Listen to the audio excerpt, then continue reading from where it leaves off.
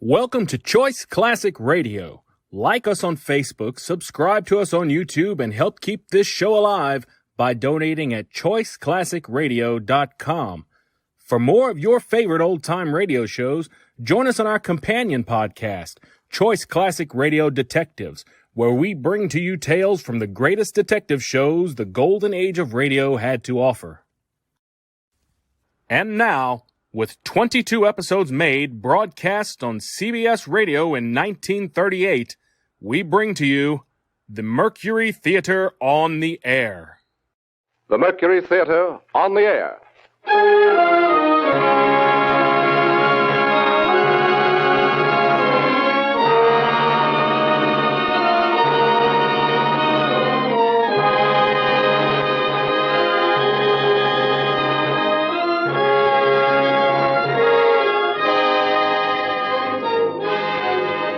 The Columbia Broadcasting System takes pleasure in bringing you the 12th in its series of weekly broadcasts featuring Orson Welles and the Mercury Theater on the Air. Tonight, Broadway's and radio's most celebrated theatrical producing company brings to life the best-loved character in detective fiction, the immortal Sherlock Holmes. The play is Orson Welles' own adaptation for radio of William Gillette's enduring melodrama based on the famous stories by Sir Arthur Conan Doyle. Before the performance begins, here is the director of the Mercury Theater, the star and producer of these unique broadcasts, Orson Welles. Good evening. Well, tonight it's back to Baker Street. Back to that unlikely London of the 19th century where high adventure awaits all who would seek it, in a hansom cab or under a gas lamp in an Inverness Cape. For tonight we pay tribute to the most wonderful member of that most wonderful world, a gentleman who never lived and who will never die. There are only a few of them, these permanent profiles, everlasting silhouettes on the edge of the world. There is first the little hunchback with a slapstick whose hooked nose is shaped like his cap. There is now and always will be the penguin-footed hobo in the derby and the baggy pants, and the small boy with a wooden head, and the long, rusty knight on horseback, and the fat knight who could only procure a charge on foot. There is also the tall gentleman with the hawk's face, and the underslung pipe, and the fore and aft cap. We'd know them anywhere and call them easily by name. Punch and the Charlies, Chaplin and McCarthy, Quixote, Sir John, and Sherlock Holmes. Now, irrelevant as this may seem, we of the Mercury Theater are very much occupied these days with rehearsals for a revival of a fine old American farce. A lot of you will remember, if only for its lovely title, which is Too Much Johnson. Its author was William Gillette, which reminded us, as it reminds you, of Sherlock Holmes. As everybody knows, that celebrated American inventor of underacting lent his considerable gifts as a playwright to the indestructible legend of the Conan Doyle detective, and produced the play which is as much a part of the Holmes literature as any of Sir Arthur's own romances, and, as nobody will ever forget, he gave his face to him. For William Gillette was the aquiline and actual embodiment of Holmes himself. It is too little to say that William Gillette resembled Sherlock Holmes. Sherlock Holmes looks exactly like William Gillette. Sounds like him, too, we're afraid, and hope devoutly that the Mercury Theater and the radio will take none of the glamour from the beloved fable of Baker Street, from the pipe and the violin and the hideous purple dressing gown, from the needle and the cigar on the window ledge, and the dry, final, famous lines.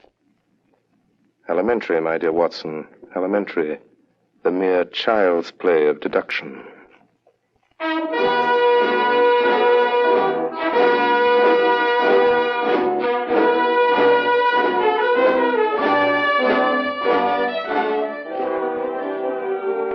My name is Watson. I am a doctor. It was in the year 1880 that Holmes and I were introduced by a mutual acquaintance. At the time, we were both looking for a lodging that would suit our moderate means. This we found on the second floor of a house at 221B Baker Street, and it was during the years that we occupied these chambers together that Holmes established his unique international reputation as a consulting detective. During that time, I was privileged to be his daily companion, and I have done my modest share in giving to the world an account of some of his most famous cases. Most famous of these are the ones of which I have written under the names of The Speckled Band, Sign of Four, Hound of the Baskervilles, and A Study in Scarlet. They represent, however, only a minute fraction of the 643 cases Holmes successfully solved during the years that we shared the lodgings in Baker Street. Other cases I hope one day to give to the world include the Tarleton murders, the sudden death of Cardinal Tosca, the adventure of Ricoletti of the Clubfoot and his abominable wife, the case of Mrs. Farintosh, the circus belle, and the case of the royal family of Scandinavia. Each illustrate in their own way the remarkable genius of my friend Sherlock Holmes. Since my marriage 3 years ago, Holmes has continued to occupy the Baker Street lodgings by himself. And here almost every afternoon when my work in the office is finished, I am in the habit of calling on him. The sitting room as you go in is exactly as it has been for the past 13 years. The worn bearskin rug, the huge sofa covered with faded chintz, the mantelpiece cluttered with miscellaneous objects, unanswered letters and piles of loose tobacco.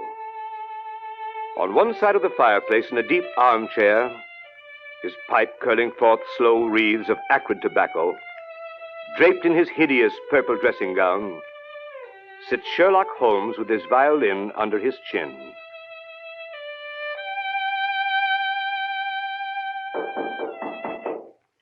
Come in.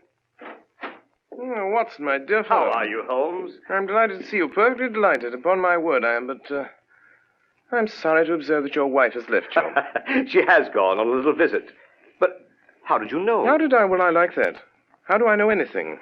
How do I know you've been getting yourself very wet lately, that you're an extremely careless servant girl, that you've moved your dressing table to the other side of the room? Holmes, if you had lived a few centuries ago, they'd have burned you alive. Such a conflagration would have saved me a great deal of trouble and expense. Tell me now, how did you know all that? Too simple to talk about. Scratches and clumsy cuts, my dear fellow, on the inner side of your shoe there, just where the firelight strikes it. Scratches, cuts. Somebody scraped away crusted mud and did it badly. Scraped the shoe along with it. There's your wet foot, my dear Watson, and your careless servant girl all on one shoe. Face badly shaved on the right side, always used to be on the left. Light must come from the other side. Couldn't very well move your window. Must move your dressing table. Of course. But how the deuce did you know my wife was away? Oh, what the deuce is your second waistcoat button, Watson? And what the deuce is yesterday's buttonniere doing in today's lapel? And why the deuce do you wear the expression of it? Oh, marvelous. Elementary, my dear fellow, elementary. The child's play of deduction.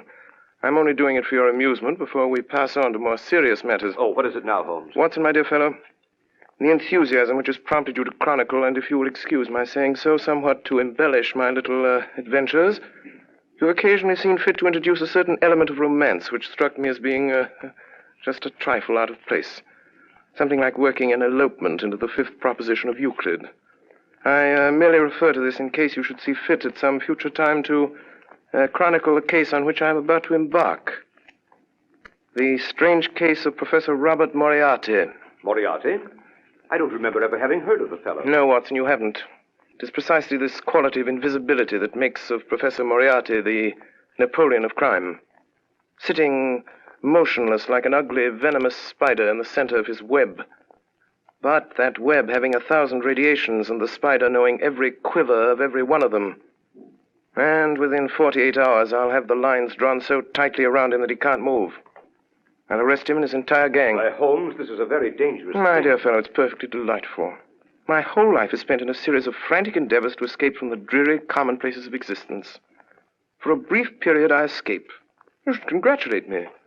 The day before yesterday, I received in this room the visit of a certain foreign nobleman who has recently inherited a very considerable title and who is about to be married. Seems that this titled gentleman was so indiscreet as to fall in love with a young English lady by the name of Faulkner, socially his inferior, and to make her a promise of marriage.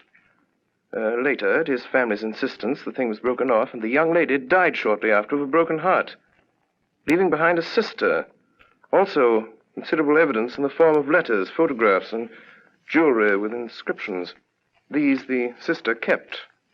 These, together with the sister, are now being held in a house in St. John's Wood by a pair of blackmailers who go by the name of Chetwood. So far as you see, my dear Watson, a fairly ordinary case of blackmail, hardly worth my attention. Last night, on my inspection, a certain element revealed itself which renders the case far more important than I had expected. And that element was? Professor Moriarty. Come in. Beg pardon, Mr. Holmes. Yes, Billy, what is it? Gentleman to see you by the name of Foreman. Show him in, Billy. Show him in. Yes, Mr. Holmes. Come in, Mr. Foreman. Good evening, Foreman. Good evening, Mr. Holmes. Watson, this is Inspector Foreman. Since the day before yesterday, he occupies the position of butler under the name of Judson in the home of Mr. and Mrs. Chetwood, blackmailers of St. John's Wood. Well, Foreman, any news? Yes, sir. This morning, a little after 9, Chetwood and his wife drove away in a four-wheeler. They returned about 11. Bassick was with them. You know him, sir? Yes. When I last had the occasion to meet Mr. Bassick, he got 2 years for safecracking. Go on, Foreman. Well, they took this man Bassick into the library. I got a look at him from the outside. And there he was opening up the safe where they'd been keeping the letters. Go on. In the end, when they got the safe open, it was empty. The letters were gone. It seems like the Faulkner girl got them back somehow. That got them pretty excited. Bassick went out to send a telegram. Have you got a copy of it? Yes. Here it is, sir. It's in code. Moriarty. I thought so, Watson. This case is taking a most promising turn. Foreman, you return at once to the house at St. John's Wood. Within 10 minutes, I shall be there myself. If I remember correctly, the kitchen is immediately below the drawing room. Yes. When I knock over a chair in the drawing room, you will overturn a lamp in the kitchen, scatter smoke balls, and give an alarm of fire. All other instructions remain unchanged. Very good, sir. Hurry, Foreman. Yes, Mr. Holmes. Well, my dear Watson, begins to look like a most interesting evening. Now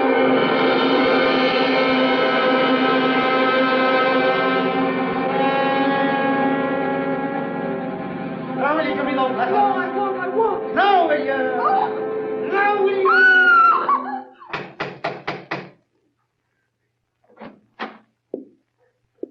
Good evening. My name is Sherlock Holmes. Whom did you wish to see, Mr. Holmes? Oh, thank you so much, Mr. Chetwood. I had myself announced by the butler on my way up. Butler? I didn't. Oh, very well. Oh, here he is. Yes, Judson. Miss Faulkner begs Mr. Holmes to excuse her. She is not well enough to see anyone this evening. Will you please hand this card to Miss Faulkner and say that I beg your pardon, Mr. Holmes, but it's quite useless, really. Oh, I'm so sorry to hear it. Yes, Miss Faulkner is, I regret to say, quite an invalid. She is unable to see anyone. Her health is so poor. Has it ever occurred to you, Mr. Chetwood, that she might be confined to the house too much? How does that concern you? It doesn't. I simply make the suggestion. Might like to think it over. What's your butler's name? Judson, sir. Very well, Judson. Go on, take my card up. Very good, sir. Well, this is really too good. Why, of course, he can take up your card or your note or whatever it is if you wish it so much. I was only trying to save you the trouble. Thanks. It's hardly any trouble at all to send up a card. You know, Mr. Holmes, you interest me very much. Oh, really? Upon my word, yes. We've all heard of your wonderful methods, the astonishing manner in which you gain information from the most trifling details. Now, I dare say in this brief moment or two, you've discovered any number of things about me. Nothing of consequence, Mr. Chetwood. I hardly more than asked myself why you were so distressed to see me at this particular moment, and what there can possibly be about the safe in the lower part of that desk to cause you such painful anxiety. Very good. Very good indeed. If those things were only true now, I'd be wonderfully impressed. It would be absolutely remarkable. Excuse me, sir. Judson. A message for you, Mr. Chetwood. You'll excuse me, I trust. It's from, Miss Faulkner. Well, really. She begs to be allowed to see you, Mr. Holmes. She absolutely implores it. Well, I suppose I shall have to give way. Judson, ask Miss Faulkner to come down to the drawing room. Say that Mr. Holmes is waiting to see her. Very good, sir. It's quite remarkable, upon my soul. May I ask, if it's not an impertinent question, what message you sent up that could so have aroused Miss Faulkner's desire to come down? Merely if that she wasn't down here in 5 minutes, I'd go up. Oh, that was it. Yes, quite so. And unless I'm greatly mistaken, I hear the young lady on the stairs. In which case she has a minute and a half to spare. Alice, that is Miss Faulkner. Let me introduce Mr. Sherlock Holmes. Mr. Holmes. Miss Faulkner. I'm really most charmed to meet you, although it does look as if you'd made me come down in spite of myself, doesn't it? I thank you very much indeed for consenting to see me, Miss Faulkner, but regret to observe that you are put to the trouble of making such a very rapid change of dress. Oh, yes. I did hurry a trifle, I confess. Mr. Holmes is quite living up to his reputation, isn't he, Freddie? Come in. Yes, ma'am. What are you doing here, Judson? I beg pardon, ma'am. I was answering the bell. What bell? The drawing-room bell, sir. What do you mean, you blockhead? No one rang the bell. I'm quite sure it was rung, sir. Well, I tell you it did not ring. Your butler is right, Mr. Chetwood. The bell did ring. How do you know? I rang it. What do you want? I want to send my card to the real Miss Faulkner. The real? I said the real Miss Faulkner. Judson. Yes, sir. Holmes, what right have you to ring for servants and give orders in my house? What right have you to prevent my cards from reaching their destination? And how does it happen that you and this woman are resorting to trickery and deceit to prevent me from seeing Alice Faulkner? Through some trifling oversight, Judson, neither of the cards I handed to him has been delivered. Kindly see that this error does not occur again. My orders, sir. Ah, you have orders.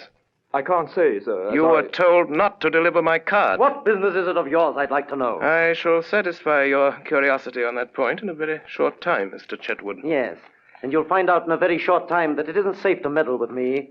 It wouldn't be any trouble at all for me to throw you out into the street. Possibly not, but trouble would swiftly follow such an experiment on your part. It's a cursed lucky thing for you I'm not armed. Yes, well, when Miss Faulkner comes down, you go and arm yourself. Arm myself? I'll call the police. What's more, I'll do it now. Oh, no, you will not do it now. You will remain where you are until the lady I came here to see has entered this room. What makes you so sure of that? Because you will prefer to avoid an investigation of your suspicious conduct, Mr. James Larrabee. Larrabee? That is the name under which you are known to Scotland Yard, I believe, Mr. Chetwood. This lady here is your wife.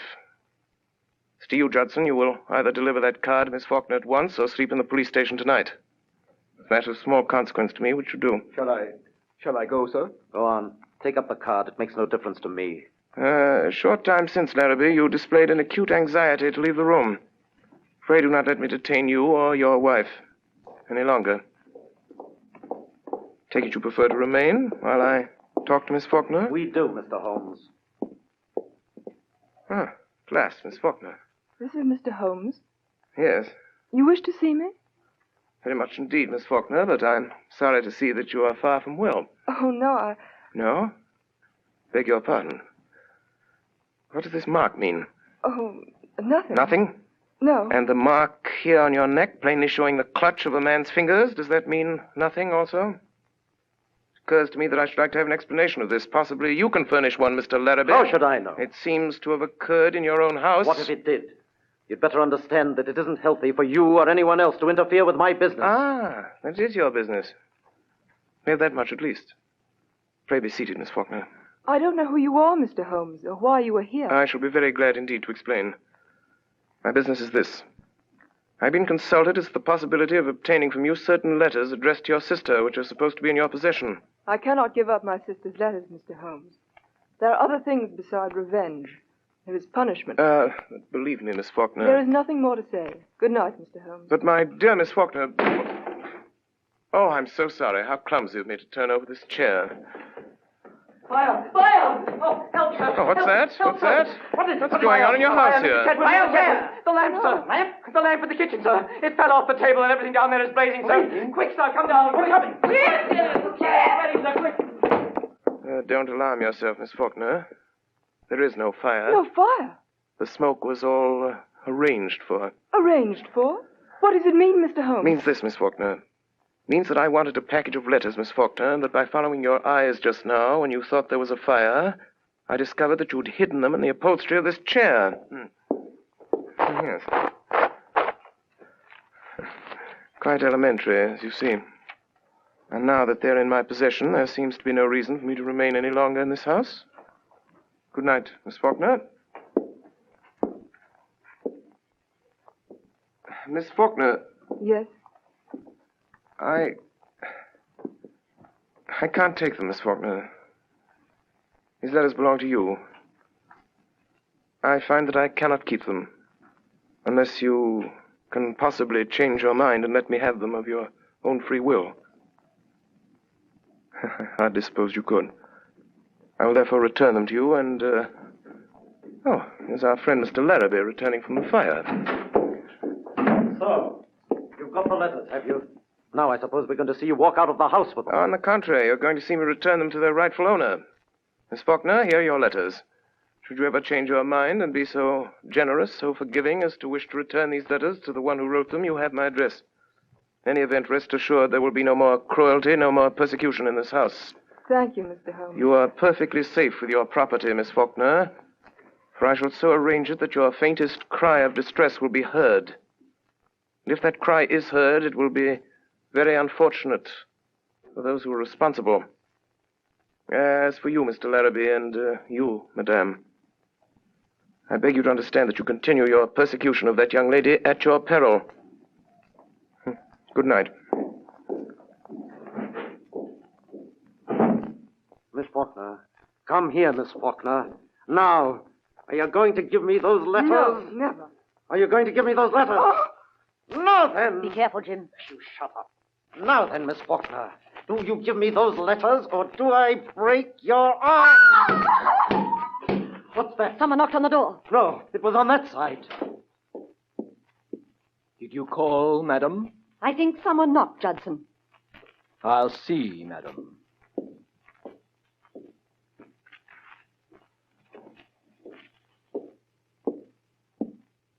I beg pardon, madam, but there's no one at the door. Very well, you may go. He's got us watched. What we want to do is to leave it alone. Let the Emperor have it. Do you mean Professor Moriarty? That's who I mean. Once let him get at it, he'll settle it with Holmes pretty quick. Don't you worry a minute. I tell you, Professor Moriarty will get at him before noon tomorrow night. He won't wait long either. And when he strikes, it means death.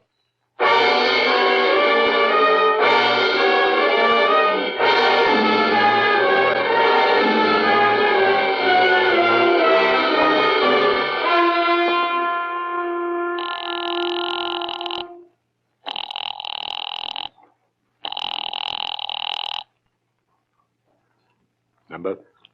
82, 371. Correct. Moriarty speaking. Come in, Bassett. Your report come in from Manning? The whole thing was a trap, set and baited by an expert. And Manning? Manning has disappeared. Disappeared? Sherlock Holmes again. And now this Larrabee job. He's in on that, too. And that's where he's made his mistake. Mr. Holmes is playing rather a dangerous game, Bassett. Inspector Wilson tried it 7 years ago. Wilson is dead. 2 years later, Henderson took it up. We haven't heard anything of Henderson lately, eh? Not a thing, sir. We'll see about that. This Holmes is rather a talented man. He doesn't realize there isn't a street in London that'll be safe for him if I whisper his name to Cragen. I might even make him a little call myself, just for the satisfaction of it. Just for the satisfaction of it. Baker Street, isn't it, his place? Baker Street, eh? Baker Street, sir. We could make it safe. We could make it absolutely safe for 3 streets in every direction. Yes, sir, but we could. We've done it over and over again elsewhere. Police decoyed, men in every doorway. Do this tonight in Baker Street. At 9 o'clock, call his attendants out on one pretext or another and keep them out. You understand? I'll see this Sherlock Holmes myself. I'll give him a chance for his life. Bassett. Yes, sir. Notify the Lascar that I may require the gas chamber at Stepney tomorrow night. And have Craig in there at 10:15 with his crew. Tell Larrabee I shall want him to write a letter to Mr. Sherlock Holmes, which I shall dictate. Meet me here at 7. And Bassett, place your men at 9 tonight for Sherlock Holmes's house in Baker Street. You'll still go there yourself, sir? I will still go there myself. At this meeting tomorrow night, sir, to get him in the gas chamber. If I fail to kill him in Baker Street, you'll have him in Swandam Lane. Either way, I have him, Bassett. 2 strings to our bow. 2 strings, eh, Bassett? Yes.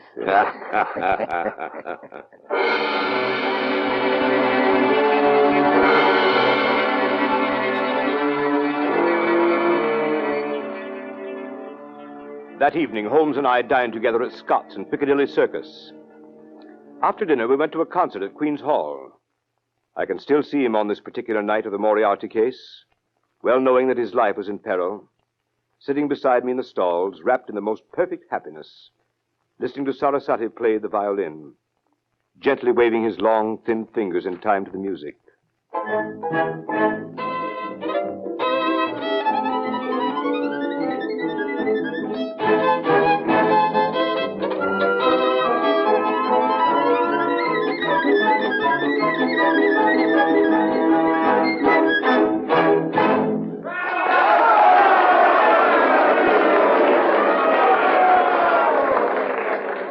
When it was over, he rose, put on his long coat, and started with long steps in the direction of the street.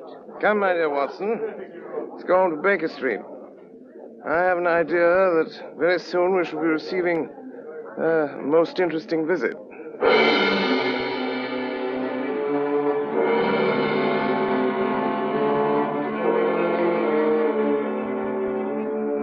In front of Queen's Hall, we hailed a hansom, and as we came down Baker Street, we could see that the light was burning on the second floor of 221B. We went up the dark, narrow stairs.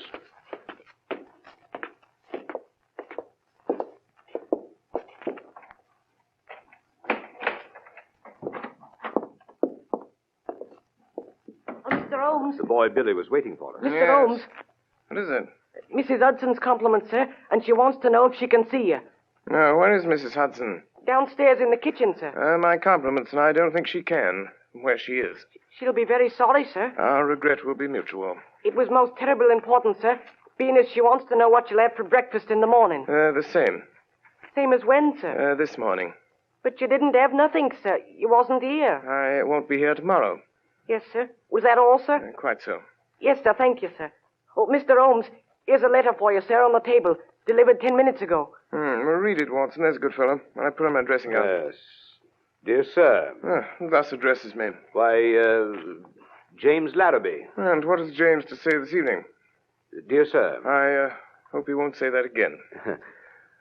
I have the honor to inform you that Miss Faulkner has changed her mind regarding the letters, etc., which you wish to obtain, and has decided to dispose of them for a monetary consideration. If you wish to negotiate, will you be at 9 o'clock at the Guards' Monument at the foot of Waterloo Place? You will see a four-wheeler with wooden shutters to the windows. If you have the cab followed or try any other underhand trick, you won't get what you want. Let me know your decisions. Yours truly, James Larrabee. Mine truly. Well, later, perhaps. What does the fellow mean? Fellow means to sell me a base imitation for a large sum of money of certain letters that he does not possess. I shall probably buy them from him. Now, see if I have the points. Tonight, 11 o'clock, Guards Monument, cab with wooden shutters, no one to come with me, no one to follow. Or I don't get what I want. Quite right. But this cab with the wooden shutters? Merely a little device to keep me from seeing where they're taking me. Billy. Yes, sir. Give this to the man. It was a woman, sir. Ah, young or old? Looked quite young, sir. Handsome? Four-wheeler, sir. Seen the driver before? Yes, sir, but I can't think where. Hand this to the lady, apologize for the delay, and look at the driver again. Yes, sir. But, my dear Holmes, you didn't say you would go. But I certainly did. But this fellow means mischief. This fellow means the same. I beg pardon, sir. A message come over from the chemist on the corner to say a man has been hit by a bus. Looks like his legs broke. And would Dr. Watson kindly step over and help till the ambulance Oh, yes, comes? certainly. I'll go at once. I'll be back in a minute, Holmes. Billy. Yes, sir. Who brought that message? Boy from the chemist, sir. Yes, of course. But which boy? Must have been a new one, sir. I ain't seen him before. Billy. Get downstairs quickly. Look after the doctor. If the boy's gone, there's a man with him. It means mischief. Let me know. Don't stop to come up. Ring the doorbell. I'll hear it. Ring it loud. Yes, sir.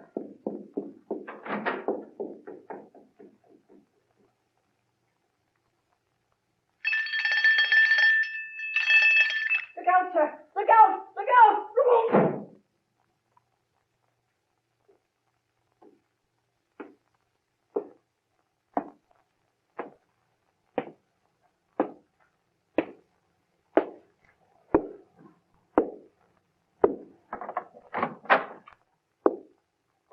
It's a dangerous habit, Mr. Holmes, to finger loaded firearms in the pocket of one's dressing gown. I give you my word, Professor Moriarty. You'll be taken from here to the hospital if you keep your hand behind you like that. That's better. In that case, please put your revolver on the table. You evidently don't know me. I think it's quite evident that I do. Pray have a chair, Professor. I can spare you 5 minutes. That is, if you have anything to say. Careful. What are you about to do, Professor Moriarty? Look at my watch. I'll tell you when your 5 minutes is up. It is your intention to pursue this case against me? That is my intention. To the very end. I regret this.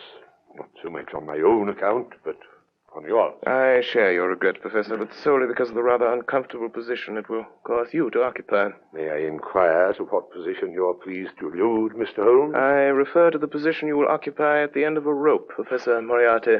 And have you the faintest idea that you'll be permitted to live to see that day? As to that, I do not particularly care, so that I bring you to see it. You'll never bring me to see it. Do you think that I would be here if I hadn't made the streets quite safe in every respect? I could never so grossly overestimate your courage as that, Professor Moriarty. Do you imagine that your friend the doctor and your boy Billy will soon return? What? So, it leaves us quite alone, doesn't it, sir? Quite alone. So that we can talk the matter over quietly, Mr. Holmes, and not be disturbed.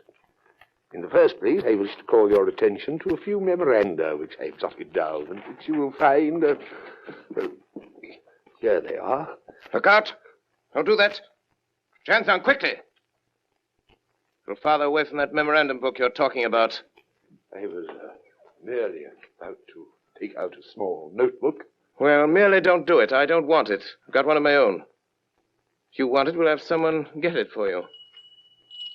I always like to save my guests unnecessary trouble. I observe that your boy doesn't answer the bell. No, but I have an idea that he will before long. It may possibly be longer than you think, Mr. Holmes. What? That boy? Yes, that boy. At least we'll try the bell once more, Professor. Doesn't it occur to you that he may possibly have been detained, Mr. Holmes? It does, Professor. But it also occurs to me that you're in very much the same predicament, Professor Moriarty. I beg pardon, sir. Someone tried to hold me, sir. It's quite evident, however, that he failed to do so. Yes, sir. He's got my coat, sir, but he ain't got me. Billy. Yes, sir. Billy, the gentleman I'm carefully pointing out to you with this .45 desires to have us get us something of his left-hand inside coat pocket. As he's not feeling quite himself today, and the consequence of his trying to do it himself might prove fatal, I suggest you attend to it for him. Yes, sir. Is this it, sir? This gun? Quite so. Quite so. I'll put it on the table. Not there, Billy. On this table, where I can reach it. It's more like it. That's all, Billy. Shall I see if he's got another, sir? Why, Billy, you surprise me. Half the gentleman's taken the trouble to inform us that he hasn't. When, sir? When he made a snatch for this one. And now, Professor, now that we have your little memorandum book, do you think of anything else you'd like before Billy goes? Any little thing you've got that you don't want? So sorry. That's all, Billy. Thank you, sir. Listen, Holmes, to me. On the 4th of January, you crossed my path. On the 23rd, you incommoded me. And now, at the close of April, I find myself placed in such a position through your continual interference that I'm in positive danger of losing my liberty. Have you any suggestions to make? No, I have no suggestions to make. I have a fact to state. If you don't drop it at once, your life's not worth that. I'm afraid, Professor, that in the pleasure of this conversation, I'm neglecting more important business. If you'll excuse me a moment while I get my pipe off the mantelpiece here. I came here this evening, Mr. Holmes, to see if peace could not be arranged between us. Quite so, quite so. You've seen fit not only to reject my proposals, but to make insulting references coupled with threats of arrest. You've been warned of your danger. You don't heed that warning. Perhaps you'll heed this. Up with your hands, Mr. Holmes. Up with them, Didn't imagine I'd leave that gun loaded, did you, Professor Moriarty? Here are your cartridges. I didn't suppose you'd want to use that gun again, so I took them out while you were talking and put them in my pocket. You'll find them all there, Professor. Billy, Yes, sir?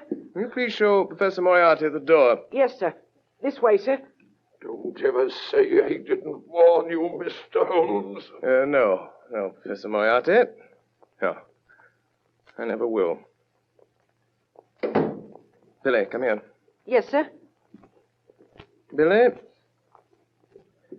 Billy, you're a good boy. Yes, sir. Thank you, sir.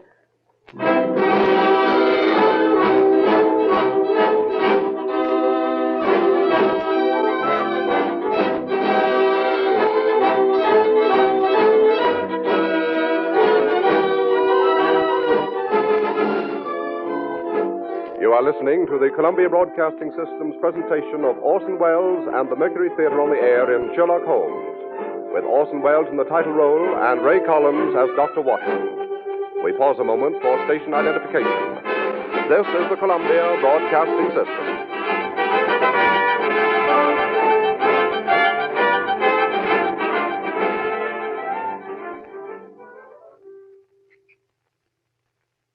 We continue now with this CBS presentation of Sherlock Holmes, played by Orson Welles and the Mercury Theater on the Air.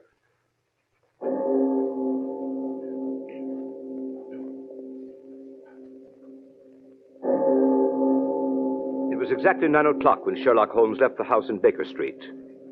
He had given the strictest instructions that no one was to follow him. If there had been no word from him by noon of the following day, we must notify Scotland Yard.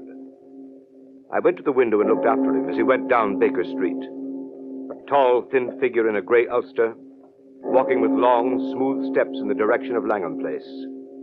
There he entered a cab.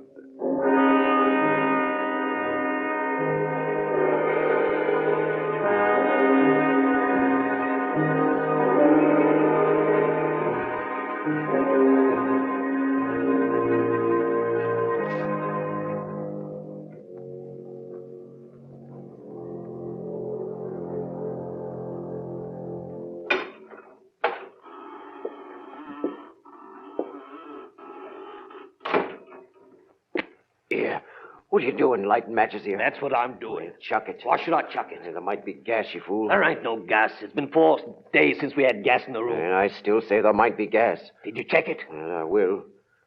Here goes. Ready? Give it a turn. Yeah, that'll do. Turn it off. 5 minutes of that. All your troubles are ended. Here, what's that? Bassick? That's right, Cregan. That you, Leary? Yes, sir. McTague? Yes, sir. Be careful now, you boys. You've got a tough one tonight. You ain't said who, as I've heard. Sherlock Holmes. Oh, you mean that, sir? God's truth. He's going to count him out. Well, if you don't and he gets away, I'm sorry for you, that's all. Take it. The governor's here. Not the governor himself. Professor Moriarty. Shut up. There's Cregan. Yes, sir.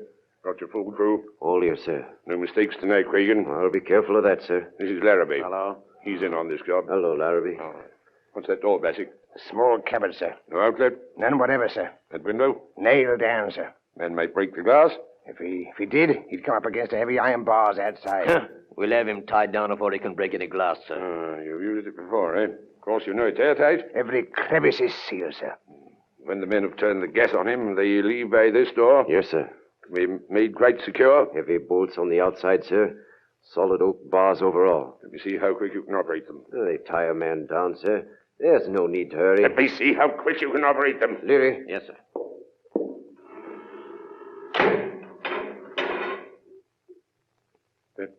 That's good. Open it up. Now, Cregan, and the rest of you, one thing remember.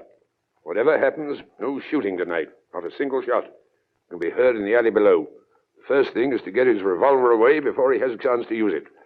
2 of you attract his attention in front. The other come up on him from behind and snatch it out of his pocket. Then you have him. Arrange that, Cregan. Oh, I'll attend to it, sir. Mr. Larrabee, you understand? They wait for you. I understand, sir. They give you this opportunity to sell him the packet of letters you forged and get what you can for your trouble. A few £100 doesn't interest me, Mr. Larrabee. What I am after is Holmes. I understand, sir. When you've finished and got your money, you whistle, and these gentlemen come in. Let's hear it. You hear that, Cregan? That's right. And Cregan, the proper moment, present my compliments to Mr. Sherlock Holmes and say that I wished him a pleasant journey to the other side. Come on, Bassick. Good night, gentlemen. Good night. Good night. Good night, Barrowby. Good night, sir. All right, boys. Clear. When you hear the whistle, in you come. Right you are, sir. Larry. Yes, sir. You get down on the corner below. Let me know when he comes. I will let you know. Well, when you see him driving up, come down the alley and whistle 3 times. Very good, sir. Here, what's this? How did you get here? What are you doing there in the passage? Hey? What is it, Larry? A woman here in the passage. Bring her in. Come on, you. Come on. Oh, it's you, Miss Faulkner. It's true, then. How did you get to this place? I followed you in a cab. What have you been doing since I came up here? Informing the police, perhaps? No. I was afraid he'd come, so I waited. To warn him, I suppose. No. To warn him, yes. You're going to swindle and deceive him, sell him a packet of false letters. I know that. What else are you going to do to him? Wouldn't you like to know? Where are those men who came up here? What men? 3 terrible-looking men. I saw them go in at the street door. You don't mean these men, do you, Miss Faulkner? Tie her up, boys. She can't make a noise. Here you are. Tie her up. Listen. That's him. There he is now. What? Holmes? That's him. That's the signal. You won't have time to get her out. Shut her in there in the cupboard. Yeah, that'll do. In with her. Into the cupboard. Hey, there ain't no lock to this here cupboard door. I'll drive something in then. Here, this knife. This'll do it. Yes. That'll hold her. Now, quick, quick.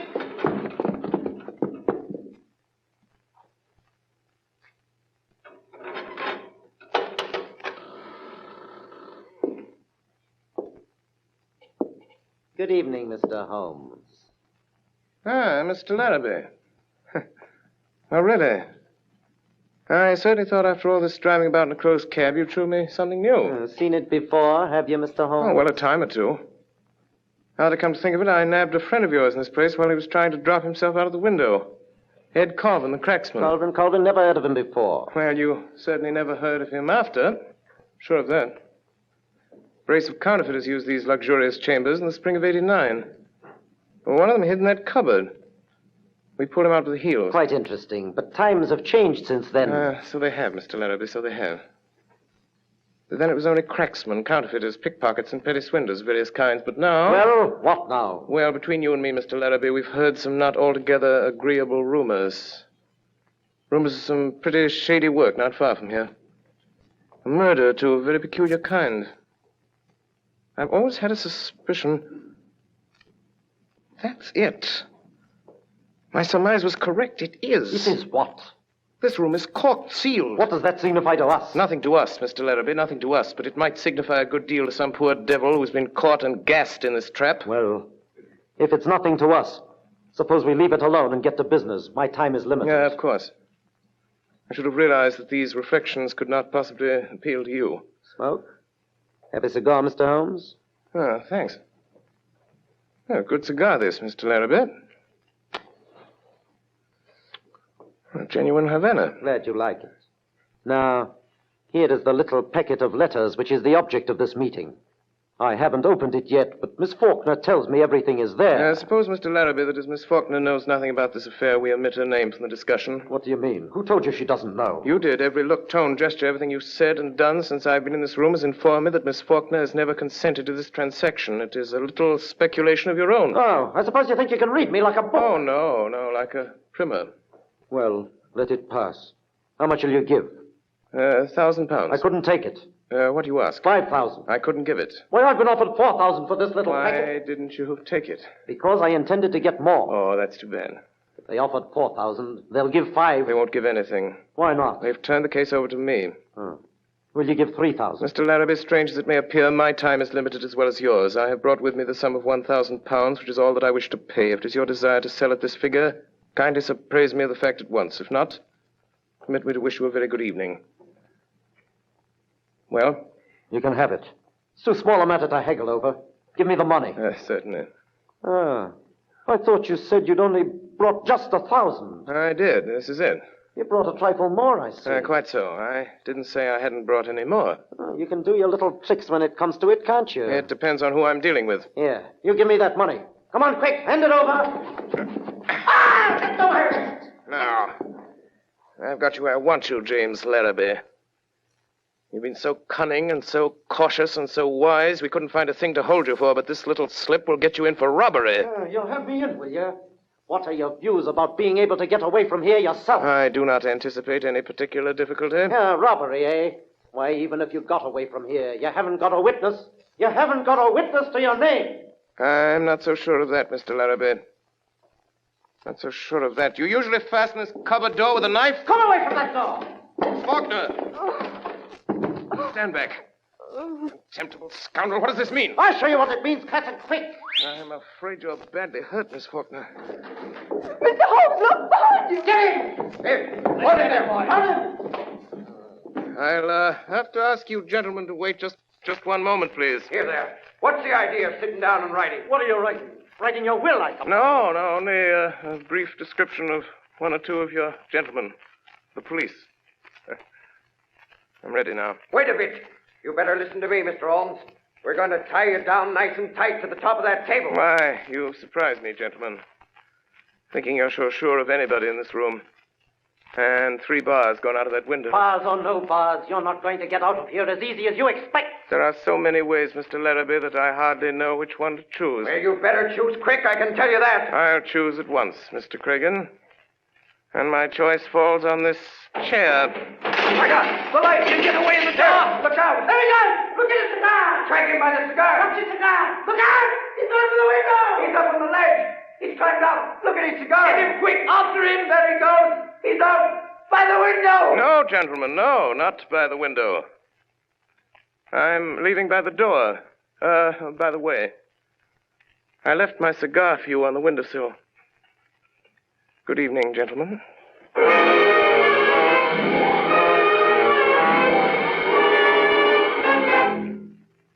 There was no news of Holmes that night, and Billy reported next morning that he had not breakfasted at home. I had a busy morning at my office in Harley Street. It was after 11 before the last of my appointments was over, and still no news of Holmes.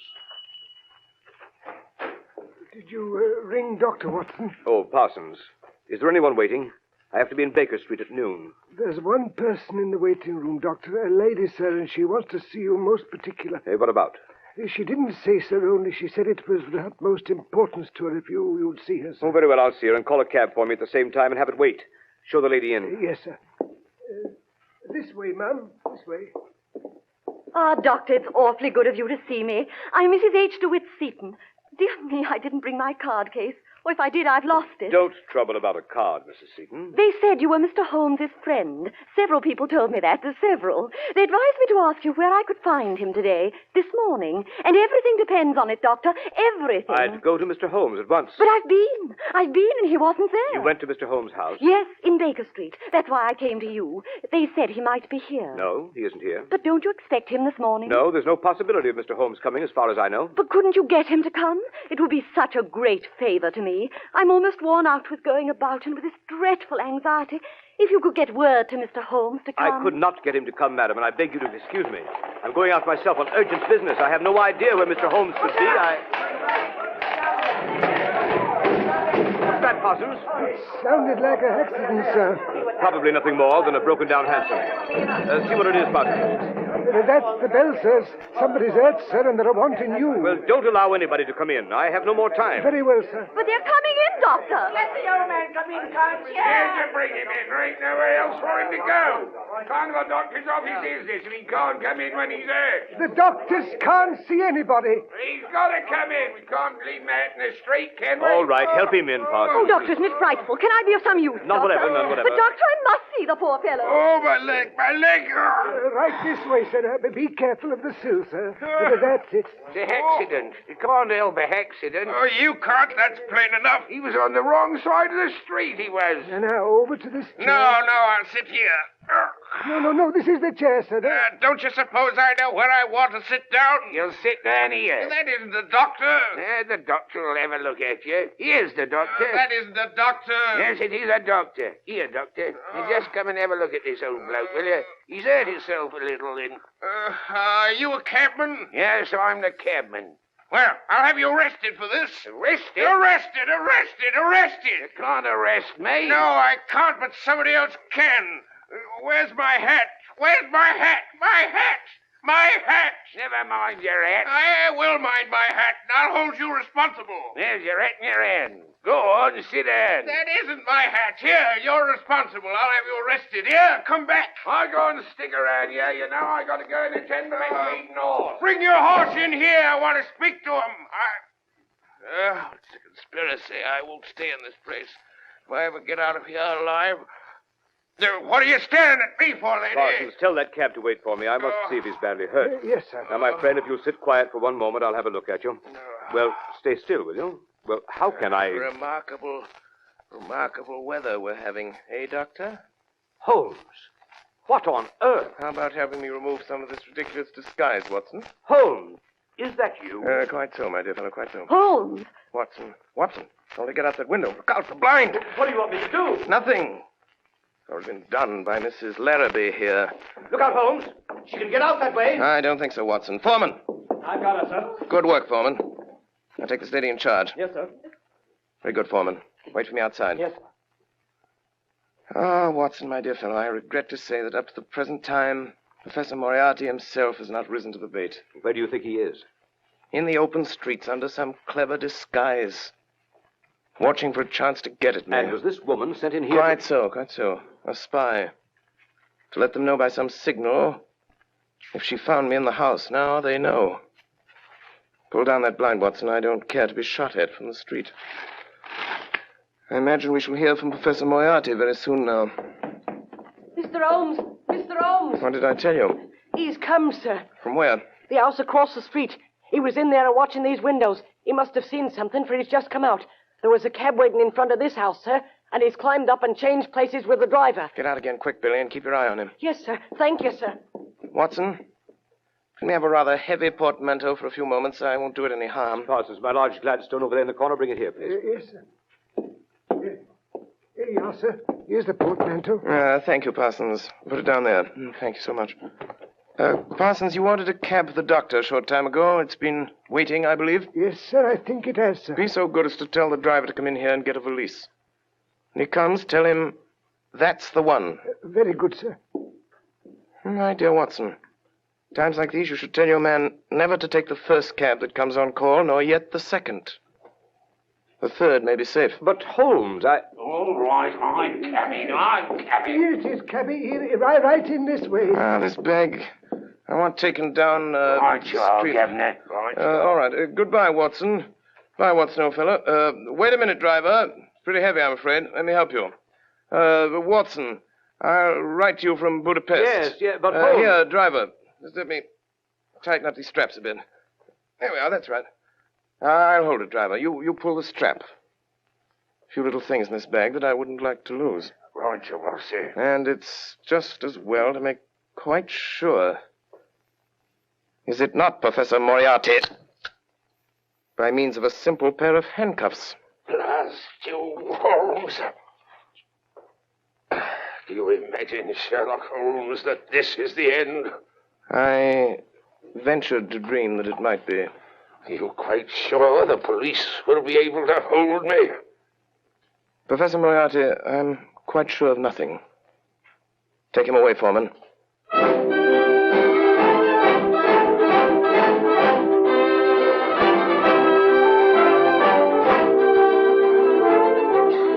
And so, my dear Watson, ends the strange case of Miss Alice Faulkner. Well, what about the letters? Oh, the letters. They were returned to their rightful owner over an hour ago. I suspected from the start that Miss Faulkner was really a nice girl at heart.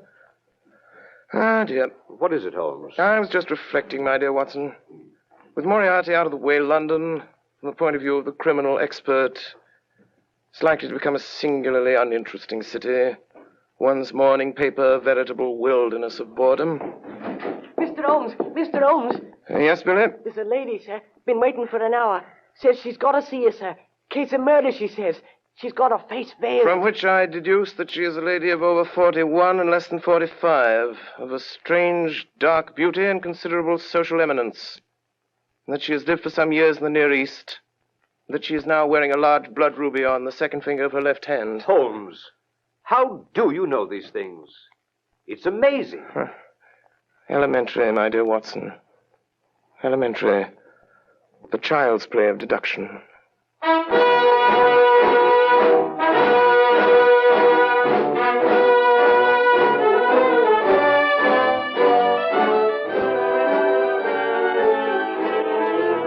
Again tonight, the Columbia Broadcasting System, through its affiliated stations coast to coast, has brought you Orson Welles and the Mercury Theater on the Air, the 12th production in this unique series featuring Broadway's and radio's most celebrated theatrical producing company.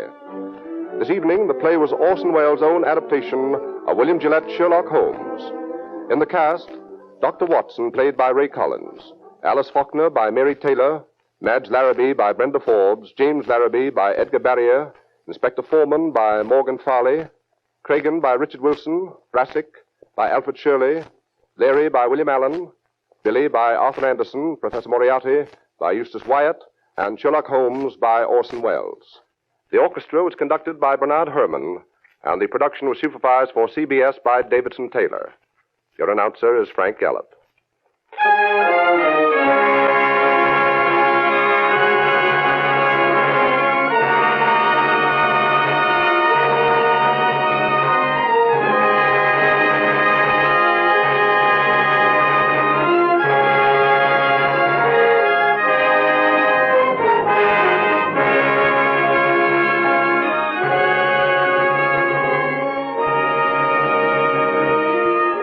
Next Sunday evening at the same time, another classic narrative dramatized by Orson Welles. Join us then for Charles Dickens' Oliver Twist, brought to life by the Mercury Theater on the Air. That concludes today's episode. We'd like to thank you and remind you to donate at choiceclassicradio.com. Remember, your donations make episodes like this possible.